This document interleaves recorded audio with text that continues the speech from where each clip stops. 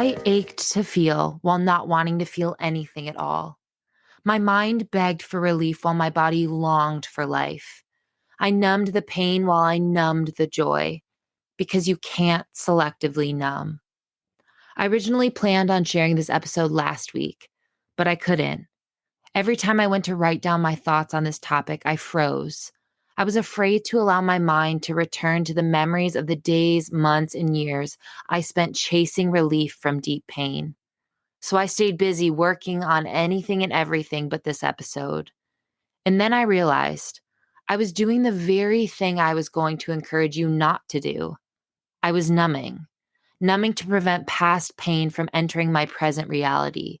Staying busy was my way of numbing what I didn't want to face.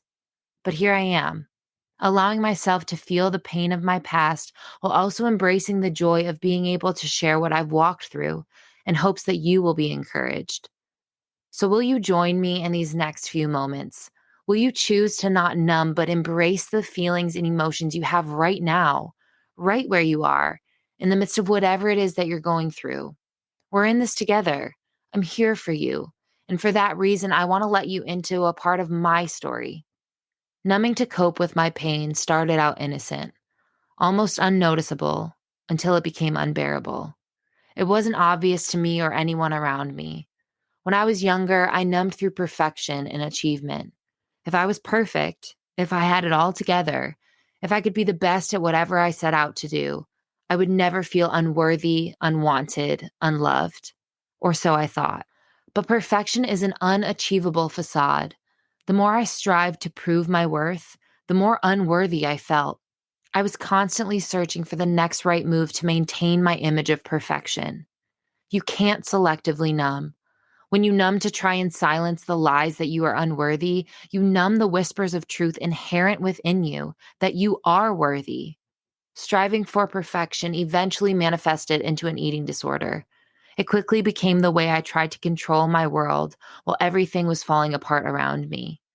Everything was out of control, but at least I could control what I ate, or if I ate at all. I could control how hard I worked out at the gym, punishing myself as I searched for a place of greater perfection. But the reality was, what I thought I had control of ended up controlling me. The deeper I fell into the eating disorder, the more numb I became, mentally, emotionally, and physically. You can't selectively numb. When you numb in search of control, you numb the freedom in letting go. An eating disorder wasn't my only battle.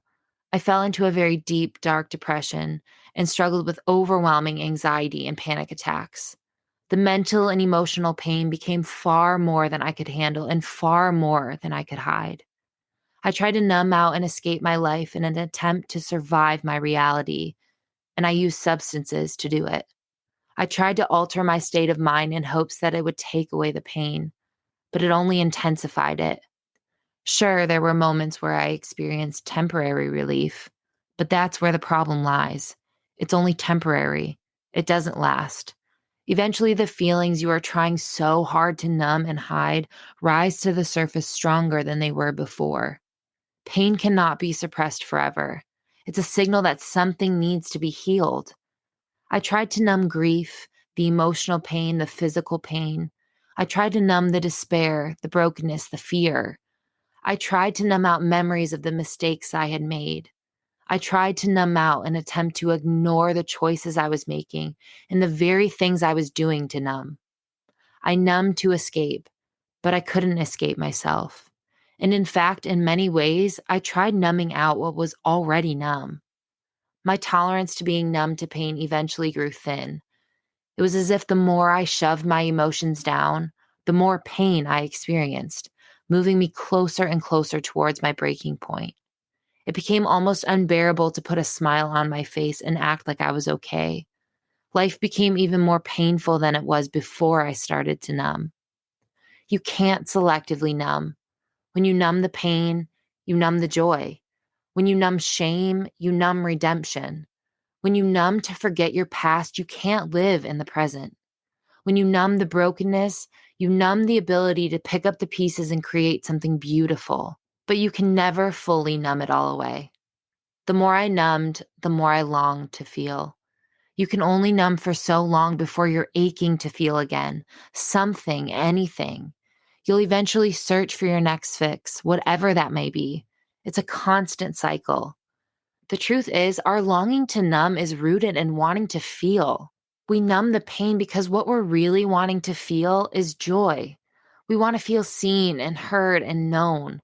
We want to feel loved and accepted.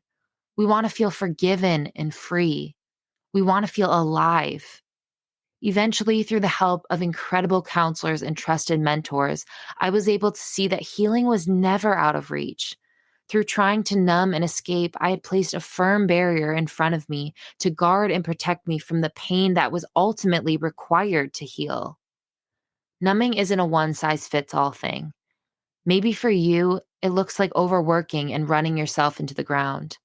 Maybe it's pretending like everything is okay when in reality, things are far from okay. Maybe it's searching for validation from anyone who will give it to the point where you lose sight of who you truly are.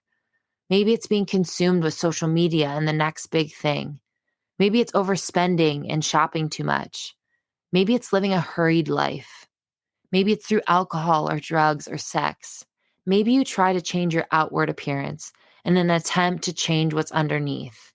Maybe it's living in denial. Whatever this looks like for you, it doesn't have to be your future.